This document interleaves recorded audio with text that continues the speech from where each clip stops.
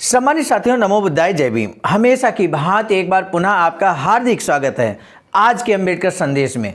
आज के अम्बेडकर संदेश में हम आपको क्या कुछ बताएंगे, आप सुनिए इस बात को कि बाबा साहब ने 14 अक्टूबर 1956 को बौद्ध धर्म की दीक्षा ग्रहण की और 14 अक्टूबर 1956 को ही बाबा साहब ने 5 से 6 लाख उपस्थित जन समूह को बौद्ध धर्म दीक्षा दिलवाई और साथ ही साथ 22 प्रतिज्ञाओं का भी पालन करने को कहा ही नहीं बल्कि शपथ दिलवाई 22 प्रतिज्ञाओं की।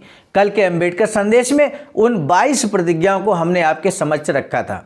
यदि आपने उस वीडियो को अभी नहीं देखा है, क्योंकि मुझे एहसास है कि उस वीडियो को बहुत कम लोगों ने वॉच किया है अब तक, यानी कि 24 घंटे से ज़्यादा का समय हो गया है, बहुत कम लोगों ने उस अम्बेडकर संदेश को जिसमें 22 प्रतिज्ञाएं दिलवाई गई हैं बाबा साहब की तरफ से, कम लोगों ने वॉच किया है। अतः अगर आपने वॉच नहीं किया है तो उस वीडियो को ज़रूर आपको देखना चाहिए, सुनना चाहिए। सम्मानित साथियों, आज के अम्बेडकर संदेश में हम आपको बताएंगे, जैसे ही 14 अक्टूबर 1956 को बाबा साहब बौद्ध धर्म दीक्षा लेते हैं और 5-6 लाख लोग भी बौद्ध धर्म दीक्षा ग्रहण करते हैं, तो ऐसे में पूरे देश दुनिया में हलचल मच जाती है। पूरे देश दुनिया, खासकर बौद्धिस्ट जो कंट्रीज हैं, देश हैं, वहाँ के प्रधानमंत्री, वहाँ के राष्ट्रपति या अन्य जो बौद्धिस्ट प्रतिनिधि हैं, अन्य संस्थाओं के प्रतिनिधि हैं, वो लगातार बाबा साहब को बधाई दे रहे हैं। बधाई संदेश भेजते हुए क्या कुछ कहते हैं, आज के अम्बेडकर संदेश में हम आपको बताएंगे। किस किस देश के लोगों ने, किस किस देश के प्रतिनिधियों ने, वहाँ के राजनेताओं ने, वहाँ के प्रधानमंत्री, उप प्रधानमंत्री ने बाबा साहब को बधाई संदेश भेजा है। उनमें से कुछ संदेश हम आपके समक्ष जो महत्वपूर्ण है, बहुत ज़्यादा महत्वपूर्ण है, हम आपके समक्ष रखना ज़रूर चाहेंगे। इससे आप एहसास करेंगे कि किस तरह से बाबा साहब के द्वारा ये उठाया गया कदम राष्ट्रीय नहीं बल्कि अंतर्राष्ट्रीय था और पूरे अंतर्राष्ट्रीय लेवल पर इसका असर हुआ, इस बात को आप महसूस करेंगे। सम्मानित साथियों, बिना विलंब के आज का अम्बेडकर संदेश हम आपके समक्ष रखें, लेकिन एक निवेदन के साथ कि यदि आपने अभी तक हमारे इस चैनल को सब्सक्राइब नहीं किया है, जिस पर सुबह 5 बजे हर दिन अम्बेडकर संदेश के माध्यम से हम लेकर उपस्थित होते हैं बाबा साहब का क्रांतिकारी भाषण या बाबा साहब से जुड़ी कोई क्रांतिकारी घटना। सम्मानित साथियों, आपको अम्बेडकर संदेश सुनने के लिए निश्चित तौर पर इस चैनल को सब्सक्राइब करना चाहिए बेल आइकन के साथ में।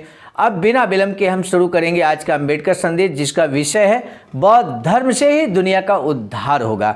बाबा साहब डॉक्टर अम्बेडकर संपूर्ण वाङ्मय खंड 40 से आज का अम्बेडकर संदेश हम लेकर उपस्थित हुए हैं, पेज नंबर 448 से 449 तक। डॉक्टर बाबा साहब अम्बेडकर का जो संदेश है आज हम आपको रखेंगे। बड़ों के शुभ संदेश यहाँ प्राप्त होना शुरू हो गए हैं, बधाई संदेश शुरू हो गए हैं बाबा साहब को मिलना। डॉक्टर बाबा साहब अम्बेडकर की बौद्ध दीक्षा विधि के उपलक्ष्य में ब्रह्म देश के प्रधानमंत्री यू वा स्वयं और पूर्व प्रधानमंत्री यू नू, पूर्व पाकिस्तान बुद्धिस्ट कॉन्फ्रेंस के पूज्य प्रियदर्शी सिहाबिर, आंध्र बुद्धिस्ट एसोसिएशन के अध्यक्ष पीवी सेना गुप्ता, कोलकाता बौद्ध धर्म कुमार सभा के doctor Arvind Barua, MA PhD बार एट ला, कोलंबो के HW अमरा सूर्या, रंगून के माथेरो पंतलोक, कोझिकोडे के महाबोधि बुद्धिस्ट मिशन के भिक्षु धर्मानंद आदि कई थेरोबौद्ध भिक्षु और महापुरुषों के संदेश आए। दीक्षा विधि पूरी होने के बाद डॉक्टर बाबा साहब का अभिनंदन और उनके लिए अभीष्ट चिंतन करने वाले संदेश पढ़कर सुनाए गए। उनमें से चुनिंदा संदेश संक्षेप में आगे दिए जा रहे हैं। ब्रह्म देश के प्रधानमंत्री युवा स्वयं और पूर्व प्रधानमंत्री यूनू अपने संदेश में कहते हैं कि प्रधानमंत्री युवा स्वयं और पूर्व प्रधानमंत्री यूनू दोनों को दिनांक 14 अक्टूबर 1956 को नागपुर में होने वाले डॉक्टर बाबा साहब अम्बेडकर की दीक्षा विधि समारोह का आमंत्रण प्राप्त होने की खुशी है। दोनों पर काम की बहुत ज़्यादा जिम्मेदारियां होने के कारण 14 अक्टूबर को वे उपस्थित नहीं रह पाएंगे, इसका उन्हें खेद है। लेकिन युवा स्वयं और यूनू दोनों की ओर से इस कार्यक्रम के लिए तथा बाबा साहब डॉक्टर अम्बेडकर के लिए अति शुभ की कामना करते हैं और डॉक्टर अम्बेडकर को धन्यवाद देते हैं। डॉक्टर अंबेडकर का बौद्ध धम्म दीक्षा वेदी समारोह अपूर्व है। भारत और ब्रह्मदेश में भी उनके बारे में लोगों के मन में आदर की भावना है। कोलंबो के HW अमार सूर्या अपने संदेश में कहते हैं कि दिनांक 14 अक्टूबर 1956 के दिन डॉक्टर बाबा साहब अम्बेडकर और उनके अनुयायियों ने उनके प्रशंसक बौद्ध धम्म दीक्षा लेने वाले हैं, ये पढ़कर महज आनंद हुआ। 14 अक्टूबर का दिन दुनिया के सभी बौद्धों को स्वर्ण अक्षरों में लिखा जाएगा, इसमें कोई शक नहीं है। पहले से तय कार्यक्रमों के कारण 14 तारीख को मैं नागपुर नहीं आ पाऊंगा, इसका मुझे खेद है। डॉक्टर बाबा साहब अम्बेडकर का मैं हार्दिक अभिनंदन करता हूं। आमतौर पर अखिल बौद्ध जनों के बीच बौद्ध शासन को ऊंचा दर्जा प्राप्त करवा लेने के लिए और खासकर वैज्ञानिक बुनियाद पर भारत में बौद्ध शासन फिर से स्थापित करने के लिए डॉक्टर अम्बेडकर दीर्घायु हों। डॉक्टर अरविंद संदेश में कहते हैं बारुआ MA PhD बार एटला कोलकाता से भेजे संदेश में कहते हैं कि डॉक्टर बाबा साहब अम्बेडकर तथा उनके अनुयायी बौद्ध दीक्षा लेकर बौद्ध जगत में समाविष्ट हो रहे हैं।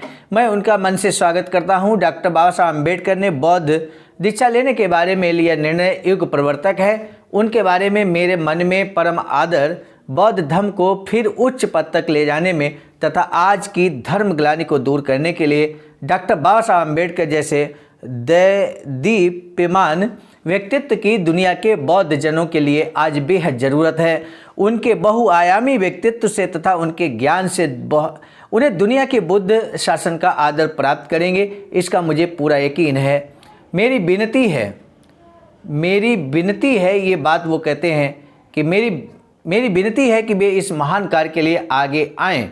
14 अक्टूबर 1956 के दिन नागपुर में हो रहे इस शुभ प्रसंग पर मैं अंतःकरण से डॉक्टर बाबा साहब भीमराव अम्बेडकर की महान सीख से निष्ठा और उनके अनुयायियों के साथ विशुद्ध बंधुभाव व्यक्त करता हूं।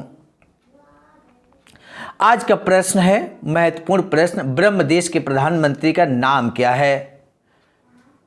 दूसरा प्रश्न है बोधिसत्व बाबा साहब डॉक्टर भीमराव अम्बेडकर के दीर्घायु की कामना के संबंध में भारत में धार्मिक और शासन उम्मीद। सामान्य साथियों, पहले प्रश्न का ही जवाब देना उचित रहेगा। हमारा आपसे अनुरोध है कि पहले प्रश्न का जवाब आप जरूर दें। आज के अम्बेडकर संदेश को समाप्त करने से पहले एक महत्वपूर्ण बात बताना हम उचित समझते हैं। हम आपको बता दें, बाबा साहब की अधूरी इच्छा है एक वैचारिक सेंटर बनाने की, और ऐसा ही अधूरी इच्छा के अनुरूप बाबा साहब के वैचारिक सेंटर निर्माणाधीन है सारनाथ वाराणसी में। सामान्य साथियों, ये जो कार्य चल रहा है निर्माणाधीन वैचारिक सेंटर के लिए, वो अखिल भारतीय अनुसूचित जाति जनजाति कर्मचारी कल्याण एसोसिएशन बहुजन बोधि समाज संघर्ष समिति के नेतृत्व में चल रहा है। आप भी अगर अपना अमूल्य योगदान इसके निर्माण कार्य में देना चाहते हैं तो आप दे सकते हैं। दिया गया अकाउंट नंबर आपके सामने है स्क्रीन पर।